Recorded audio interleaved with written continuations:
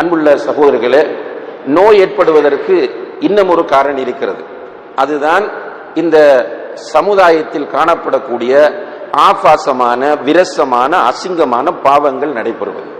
ரசூலுல்லாஹி அலைஹி வஸல்லம் அவர்கள் சொல்கிறார்கள், ஒரு சமுதாயத்தில் ஃபாஹிஷத்துகள், ஆபாசமான விரசமான பாவங்கள் நடக்குமாக இருந்தால், அதுவும் வெளிப்படையாக நடக்குமாக இருந்தால், இன்னும் ஒரு ரிவாயத்தில் விபச்சாரம் ஒரு சமுதாயத்தில் வெளிப்படையாக நடக்குமாக இருந்தால், இதற்கு முன்னால் அவர்கள் கேள்விப்படாத வித்தியாசமான நோய்கள் அவர்களுக்கு வரும் என்று நபிகள் நாயகம் ஸல்லல்லாஹு அலைஹி வஸல்லம் அவர்கள் எச்சரிக்கை செய்கிறார்கள்.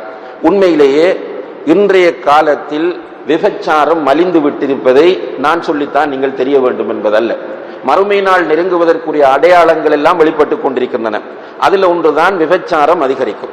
விபச்சாரம் எந்த அளவுக்கு அதிகரிக்கும் என்று சொன்னால், ஒரு மனிதன் ஒரு பெண்ணோடு பாதையிலே வைத்து விபச்சாரத்தில் ஈடுபடுவான். அந்த பாவத்தை மக்கள் எப்படி பார்ப்பார்கள் என்று கேட்டால், இப்படி நீ பாதையிலே நின்று விபச்சாரம் செய்கிறாய், ஒரு ஒதுக்குப்புறமாக இதை செய்யலாம் அல்லவா என்று மக்கள் அவனுக்கு ஆலோசனை சொல்லக்கூடிய அளவுக்கு விபச்சாரம் மலியும் என்று சொன்னார்கள். இன்றைக்கு அந்த நிலையைத்தான் சமுதாயத்தில் நம்ம பார்க்கிறோம். விபச்சாரம் எல்லாம் பெரிய ஒரு மேட்டரே கிடையாது. விபச்சாரம் செய்தா அப்படியா என்று கேட்டுவிட்டு போகக்கூடிய அளவுக்கு விபச்சாரம் சிம்பிளாக நடைபெற்றுக் கொண்டிருப்பதை பார்க்கிறோம். அரசு அங்கீகாரங்களோடு விபச்சாரம் நடைபெறுவதை பார்க்கிறோம். சில நாடுகளிலே 2 பேரும் விரும்பி விபச்சாரத்தில் ஈடுபட்டால் அது ஒரு குற்றச்செயலே கிடையாது. பலாத்காரம் பண்ணி பாலியல் வல்லுறவு செய்வதுதான் தடை செய்யப்பட்டிருக்கிறது தவிர, ஒரு அந்நிய ஆணும் அந்நிய பெண்ணும் சேர்ந்து விபச்சாரத்தில் அவர்களுடைய மன விருப்பத்தின் பேரில் ஈடுபடுவது என்பது அந்த நாடுகளிலே அனுமதிக்கப்பட்ட ஒன்றாக மாறி இருக்கிறது. இதனால விபச்சாரம் மலிந்து காணப்படுகிறது. சிம்பிளா போய் கேட்பார்கள், விபச்சாரம் செய்யவும் வருகிறீர்களா என்று. அவர்கள் ஓகே என்றால் விபச்சாரம் நடக்கும், இல்லை என்றால் பிரச்சனை இல்லை. அதெல்லாம் இப்படி கேட்டார்கள் என்பதை ஒரு அசிங்கமான விஷயமாக பார்க்கப்படுவதில்லை. இன்று சோசியல் மீடியாக்களிலே விபச்சாரத்திற்கு அழைக்கிற பெண்கள் நாளாந்தம் பெருகி கொண்டு வருகிற காட்சியை நாம் பார்க்கிறோம்.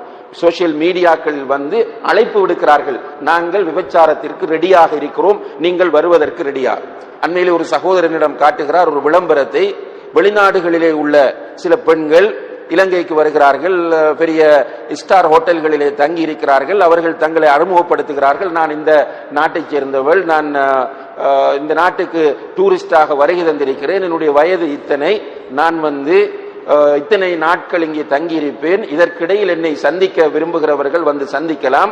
1 மணி நேரம் என்றால் இவ்வளவு, ஒரு 3 மணி நேரம் என்றால் இவ்வளவு, ஒரு நாள் என்றால் இவ்வளவு என்று, இது புரோக்கர் கிடையாது, நேரடியாக நீங்கள் என்னோடு தொடர்பு கொண்டு என்னுடைய ஹோட்டலுக்கு வரலாம் என்று அழைப்பு விடுப்பதை அவர் என்னிடம் காண்பித்தார். அன்புள்ள சகோதரர்களே, இந்த அளவுக்கு விபச்சாரம் இன்று உலகம் முழுக்க மலிந்து காணப்படுவதை பார்க்கிறோம். ஏன்? சின்ன சின்ன பிள்ளைகள் எல்லாம் இன்று விபச்சாரம் செய்கிறார்கள். பாடசாலையிலே படிக்கக்கூடிய மாணவ மாணவிகள் எல்லாம் விபச்சாரத்தில் ஈடுபடுகிறார்கள். அதனால் தான் இன்றைக்கு உலகத்தை அச்சுறுத்தக்கூடிய வித்தியாசமான நோய்களை நாம் பார்க்கிறோம். எய்ட்ஸ் என்று கொஞ்ச காலம் பேசிக் கொண்டிருந்தோம். HIV ஒரு பயங்கரமாக பேசப்பட்டது, நோமலா போயிடுச்சு. HIV என்பது நோமலா போயிடுச்சு. இன்றைக்கு மிக பயங்கரமான ஒரு நோய் கொரோனா என்று வந்திருக்கிறது. கொரோனா என்கிற வைரஸ் இன்றைக்கு உலகம் முழுக்க மிகப்பெரிய ஒரு திரட்டாக மாறிக்கொண்டிருப்பதை பார்க்கிறோம். இன்றைக்கு உம்ராக போக முடியாது. இப்படியான ஒரு பயங்கரமான நோய்கள் பெருகின்றன. இதற்கு காரணம் என்னவென்றால், சமுதாயத்தில் பாவங்களும் அநியாயங்களும் அதிகரிப்பது என்பதை நாம் புரிந்து கொள்ள வேண்டும். இப்ப நோய்கள் வருவதற்கு உள்ள காரணிகளில் மக்கள் செய்யக்கூடிய பாவங்கள், அநியாயங்கள் இன்னும் ஒரு மிக முக்கியமான காரணமாக இருந்து கொண்டிருக்கிறது என்பதை நாம் பார்க்கலாம். இப்படி பல்வேறு காரணங்களால் நோய்கள் அல்லாஹ்விடமிருந்து இந்த பூமிக்கு வந்து கொண்டிருக்கின்றன. நோய்கள் அதிகரித்து கொண்டிருக்கின்றன. அப்ப நோய் என்பது ஒரு தண்டனை கிடையாது. ஒரு மூமினை பொறுத்தவரையில், குறிப்பாக ஒரு மூமினை பொறுத்தவரையில் நோய் என்பது அவனுக்கு வழங்கப்படக்கூடிய தண்டனை கிடையாது. அதை எப்படி பார்க்க வேண்டும் என்றால், அது அல்லாஹ்வுடைய ஒரு சோதனை என்றுதான் பார்க்க வேண்டும். அந்த சோதனையில் அவன் எவ்வாறு நடந்து கொள்ள வேண்டும்.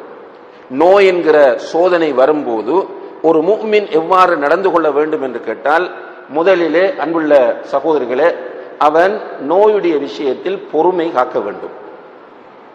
அல்லாஹு தஆலா நம்மை சோதிக்கிற வடிவங்கள் நிறைய இருக்கின்றன. நல்லா புரிந்து கொள்ள வேண்டும். இந்த செய்தியை நம்ம ஒவ்வொரு ஹுத்பாவிலும் பெரும்பாலான சந்தர்ப்பங்களில் திரும்ப திரும்ப சொல்லுகிறோம். இதை ரியலைஸ் பண்ணுகிறவர்கள், ரியலைஸ் பண்றால் இந்த நாம சொல்லக்கூடிய இந்த மெசேஜை புரிந்து கொள்ளக்கூடியவர்கள் சரியாக புரிந்து கொள்வதில்லை. அதாவது இந்த உலகத்தை பொறுத்தவரையில் நமக்கு இது ஒரு சோதனை களம். இதை தெளிவாக புரிந்து கொள்ள வேண்டும். அதனால் தான் அல்லாஹ் நம்முடைய ஆயுளை இந்த பூமியிலே மிக குறுகியதாக ஆக்கியிருக்கிறான்.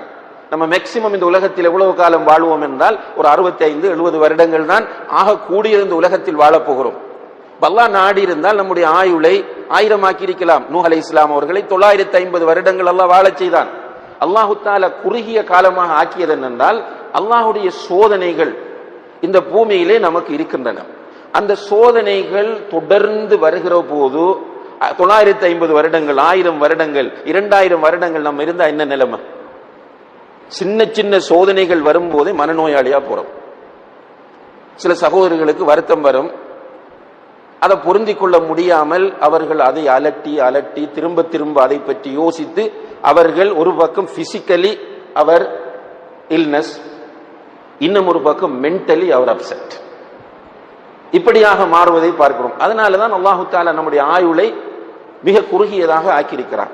இந்த உலகம் நம்மை பொறுத்தவரையில் ஒரு சிறை வாழ்க்கை தான். ரசூலுல்லாஹி அலைஹி வஸல்லம் அவர்கள் சொன்னார்கள், அத்துன்யா சிஜ்னுல் முஃமின், உலகம் என்பது ஒரு மூமினுக்கு சிறைதான் என்று சொன்னார்கள். இப்ப சிறை வாழ்க்கை என்ஜாய் பண்ணுகிற இடம் அல்ல. சிறை என்பது கஷ்டப்படுகிற, சிரமப்படுகிற, சோதனைகளை சந்திக்கிற இடம் என்பதை அழகாக அல்லாஹ்வுடைய தூதர் ஸல்லல்லாஹு அலைஹி வஸல்லம் அவர்கள் நமக்கு சொல்லுகிறார்கள். எனவே உலக வாழ்க்கையும் அப்படித்தான். அன்புள்ள சகோதரர்களே, இப்ப நோய் வரும்போது நாம் நிலை குலைந்து விடாமல் பொறுமை காக்க வேண்டும். நோய்களை அல்லாஹு தஆலா வித்தியாசமாக தரலாம். ஒருவருக்கு சாதாரணமாக ஒரு தலைவலியை கொடுக்கலாம், இன்னும் ஒருவருக்கு காய்ச்சலை கொடுக்கலாம், இன்னும் ஒருவருக்கு அந்த காய்ச்சலை ஒரு வைரல் காய்ச்சலாக கொடுக்கலாம், அல்லது அதை ஒரு பெரிய உயிருக்கு ஆபத்தை ஏற்படுத்தக்கூடிய டெங்கு போன்ற ஒரு காய்ச்சலாக அல்லாஹு தஆலா மாற்றலாம். அல்லது அல்லாஹ் ஜல்ல ஷானஹு தஆலா அவருடைய இரத்தத்தில் ஏதாவது கிருமிகள் ஏற்படுவதற்கு சந்தர்ப்பங்களை ஏற்படுத்தலாம், அல்லது அது அவருக்கு கேன்சராக மாறலாம், அல்லது கிட்னியிலே ஒரு வருத்தம் வரலாம். எப்படி வருத்தம் வந்தாலும் நிச்சயமாக அல்லாஹு தஆலா இந்த வருத்தத்தின் மூலம் என்னை சோதிக்கிறான் என்ற விஷயத்தில் மூமின்கள் எப்போதும் உறுதியாக இருந்து கொள்ள வேண்டும். நிறைய சகோதரர்கள் நம்ம பார்க்கிறோம், நோய் வரும், அப்படி வந்து நீண்ட காலம் ட்ரீட் பண்ணி கொண்டே இருப்பார்கள். காலப்போக்கில் பள்ளிக்கு வந்தவர் வாரத்தை விட்டுருவார், தொழுதவர் தொழுகையை விட்டுருவார். என்னன்னு கேட்டால், நான் இவ்வளவு அல்லாஹ்வுக்கு தொழுகிறேன், இவ்வளவு நான் நோன்பு பிடிக்கிறேன், அப்பவும் அல்லாஹ் என்ன தானே போட்டு சோதிக்கிறான், எனக்குத்தான் அந்த வருத்தம் வர வேண்டும் என்று வெளிப்படையாக கேட்கிற பலரை நான் பார்த்திருக்கிறேன், நீங்களும் பார்த்திருப்பீர்கள். அன்புள்ள சகோதரர்களே, அப்படியான நிலையிலிருந்து நம்மை நாம் பாதுகாத்துக் கொள்ள வேண்டும். ஒரு நாள் ஒரு பெண்மணி வருகிறார். அந்த பெண்மணி நடுக்கம், ஷிவரிங், நடுக்கத்தில் கஷ்டப்படுகிறார்.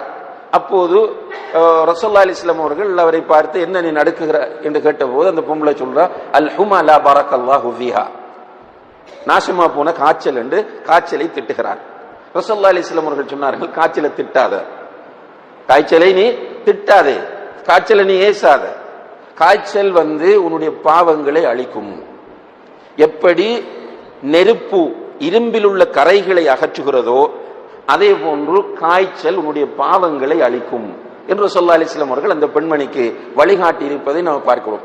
அதே போல இன்னும் ஒரு பெண்மணி, ஒரு கருத்த நிறத்து பெண்மணி அல்லாஹ்வுடைய தூதரிடம் வருகிறார். வந்து சொல்லுகிறார், யா ரசூலல்லாஹ், எனக்கு ஒரு வலிப்பு ஏற்படுகிறது, அந்த வலிப்பு ஏற்பட்டால் நான் கீழே விழுந்து விடுகிறேன். இப்ப கீழே விழுந்து அந்த பெண் அப்படி சுத்துவான்னு நினைக்கிறேன். அவ கேட்கிறா, யா ரசூலல்லாஹ், எனக்காக அல்லாஹ்ட்ட நீங்க துஆ செய்யுங்க. ரசூலுல்லாஹி அலைஹி வஸல்லம் அவர்கள் கேட்கிறார்கள், நான் துஆ செய்தால் உனக்கு சுகம் கிடைக்கும், நீ பொறுமையாக இருந்தால் உனக்கு சுவர்க்கம் கிடைக்கும், எது வேண்டும் என்று கேட்டார்கள். அப்ப ரசூலுல்லாஹ், அந்த பெண்மணி சொல்லுகிறார், அவர்களுடைய உள்ளங்களில் ஆழமாக பதிந்த விஷயம் சுவர்க்கம். அல்லாஹ்வுடைய தூதரே, நான் பொறுமையாக இருக்கிறேன், எனக்கு சுவர்க்கம் வேண்டும் என்றார். அதோடு சேர்த்து சொன்னார், யா ரசூலல்லாஹ், நான் அந்த வலிப்பு கீழே விழும்போது என்னுடைய ஔரத், மறைக்கப்பட வேண்டிய பகுதி வெளியே தெரிவதாக சொல்லுகிறார்கள். அப்படி என்னுடைய ஔரத் வெளியே தெரியாமல் இருப்பதற்கு துஆ செய்யுங்கள் என்றார்கள். இப்ப நோய் வரும்போது யார் யாருக்கு நோய் வரும் என்பது அல்லாஹ் தான் அறிந்தவன். நான் டெய்லி பிசிக்கல் எக்ஸசைஸ் செய்யக்கூடியவன், நான் ஜிம்முக்கு போகக்கூடியவன், நான் டயட் கண்ட்ரோல்ல இருக்கிறவன், நான் அப்படி இருப்பவன் இப்படி இருப்பவன், எனக்கு நோய் வராது என்று யாரும் சொல்ல முடியாது. அல்லது நான் எல்லாம் சாப்பிடுகிறேன், நான் இப்படி இருக்கிறேன், எனவே எனக்கு நோய் வரும் என்றும் சொல்ல முடியாது. அல்லாஹ் யாருக்கு நாடுகிறானோ அவர்களுக்கு நோய் வரும். அப்படி நோய் வரும்போது நோய் வருகிறவர்கள் இது அல்லாஹ்வுடைய ஒரு சோதனை என்று புரிந்து கொண்டு அங்கே பொறுமை காப்பது முதலாவது முக்கியமான கடமையாகும். பொறுமை என்று சொன்னால் அல்லாஹ்விடத்தில் ஒப்படைத்து விட்டு கலா கதிர் இது அல்லாஹுடைய விதி என்பதை ஏற்றுக்கொண்டு யா அல்லாஹ் என்று அல்லாஹ்விடத்திலே நம்ம முழுக்க பொறுப்பு சாட்டுவதுதான் பொறுமை என்பதாகும்.